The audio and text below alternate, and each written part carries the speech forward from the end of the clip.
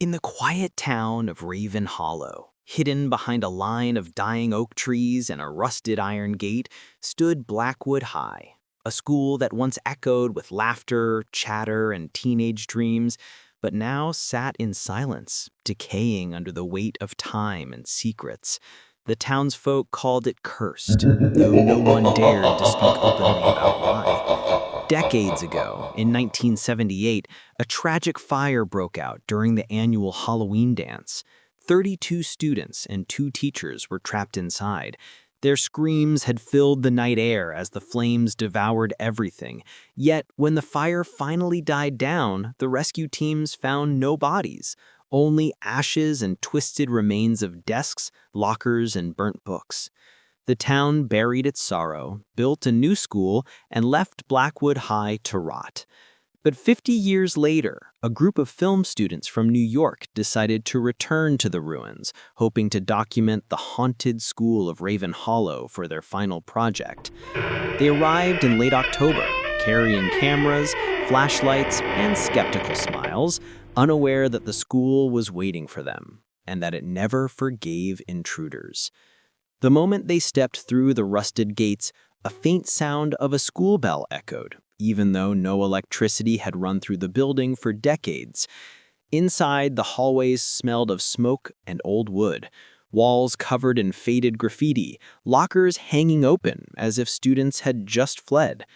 "Let's start rolling," said Mark, their director, his voice trembling slightly, though he pretended confidence. The group, Mark, Jenna, Lucas, and Sarah, split into pairs to explore. Jenna and Sarah went upstairs, while Mark and Lucas examined the burned gymnasium where the fire had begun. As Jenna climbed the creaking staircase, she noticed old photographs still hanging crookedly on the walls, students smiling in uniforms, a cheerleading team, a prom queen with a tiara. But one photograph made her freeze. In the group picture from 1978, every face was blurred except one. A girl in a white dress staring directly into the camera, her eyes too sharp, too real. Beneath the photo, written in faded ink, "Class of 1978, Forever United." Sarah laughed nervously, brushing it off. Probably smoke damage. But as they turned to leave, a whisper slid through the hall, soft, childlike, almost innocent. Forever United. Jenna spun around, flashlight trembling, but the hall was empty.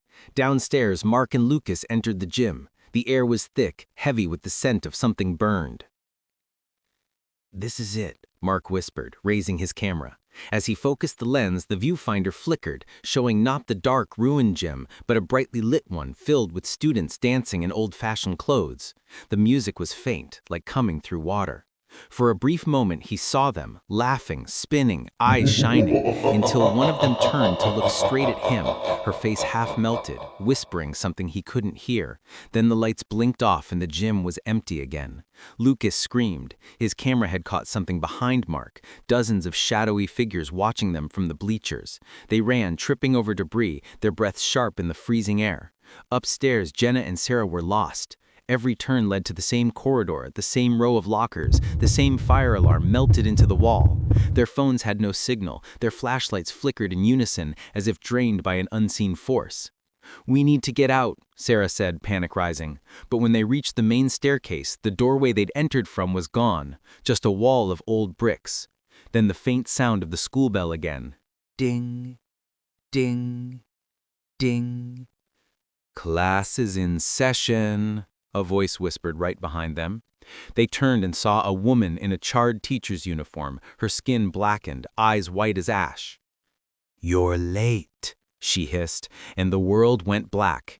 Mark and Lucas heard screams upstairs. They rushed toward the sound, but the stairs stretched endlessly like a spiral leading to nowhere. The temperature dropped sharply, their breaths visible in the air. "It's not real," Lucas whispered. "It's not real." But when they looked back, the exit was gone. Then came the sound of footsteps, hundreds of them echoing from every direction. Figures began to emerge from the dark, students with melted faces, missing eyes, limbs twisted unnaturally, all wearing old uniforms. They surrounded the two men, whispering in unison, "Forever United." Mark dropped his camera as cold hands grabbed his arms, his neck, his face. The last thing he saw was the burned prom queen from the photo, smiling as she whispered, "Stay with us."